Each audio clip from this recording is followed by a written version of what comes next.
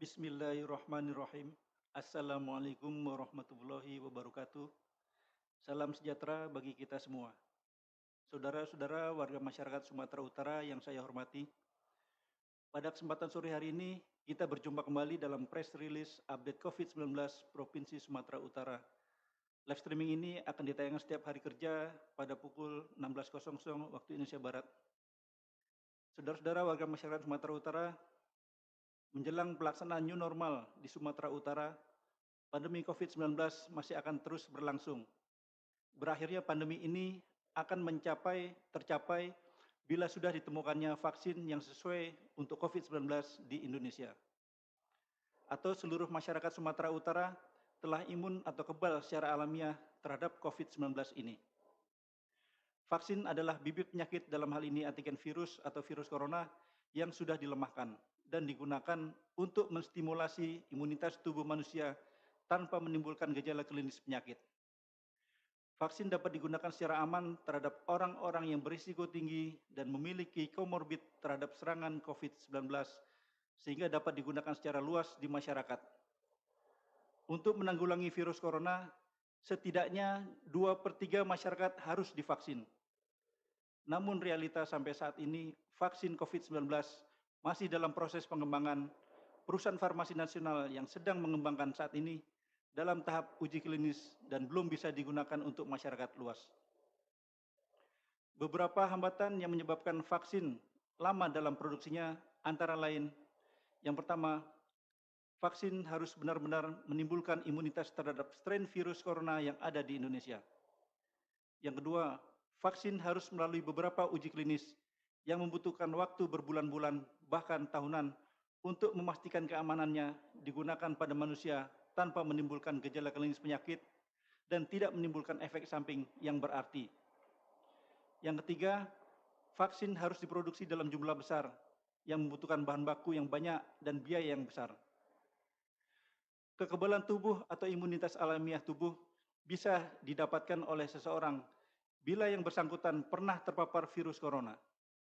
Antigen corona akan masuk ke dalam tubuhnya, menimbulkan respon imunitas dengan membentuk imunoglobulin M dalam waktu 7 hari, yang selanjutnya akan membentuk imunoglobulin G untuk imunitas jangka panjang.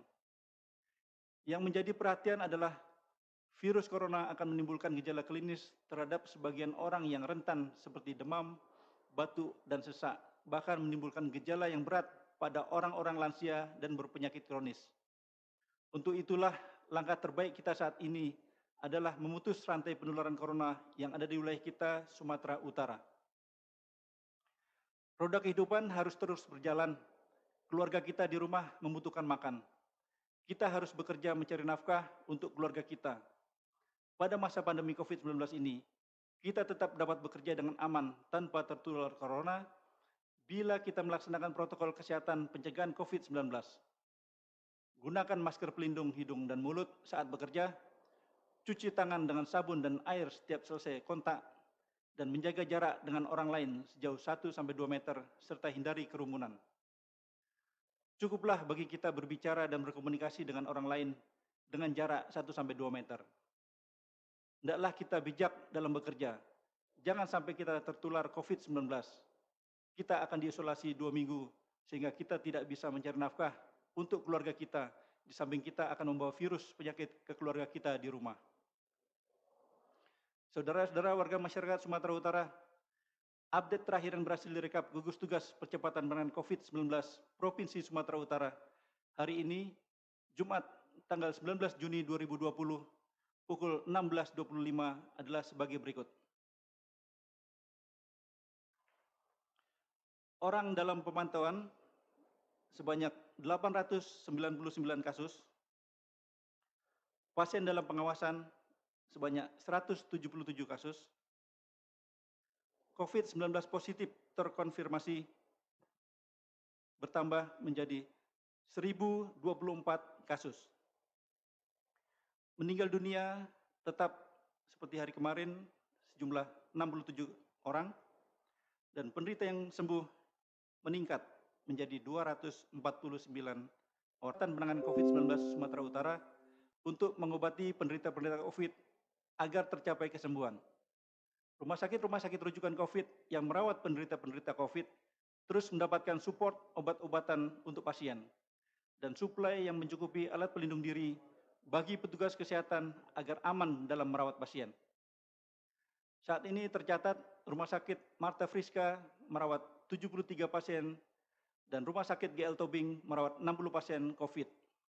Kita berdoa semoga saudara-saudara kita yang masih dirawat penderita COVID ini dapat segera diberikan kesembuhan oleh Tuhan Yang Maha Kuasa. Gugus Tugas Percepatan Penanganan COVID-19 Provinsi Sumatera Utara mengucapkan banyak terima kasih kepada masyarakat, instansi dan pelaku usaha yang telah menjalankan protokol kesehatan pencegahan COVID-19. Peran serta saudara-saudara telah memberikan kontribusi yang besar dalam mengendalikan dan memutus rantai penularan COVID-19 di Provinsi Sumatera Utara ini.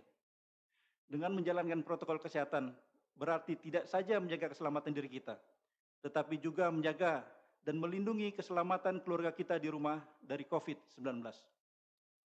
Marilah kita bersama-sama berjuang memutus mata rantai penularan COVID-19 untuk menjaga warga Sumatera Utara yang sehat, tetap sehat tanpa corona. Dan semoga Tuhan Yang Maha Kuasa memberikan perlindungan, keselamatan, dan kesehatan kepada kita semua pada masa pandemi COVID-19 ini. Demikian press release sore hari ini. Assalamualaikum warahmatullahi wabarakatuh. Sumut lawan COVID-19, bersama kita bisa.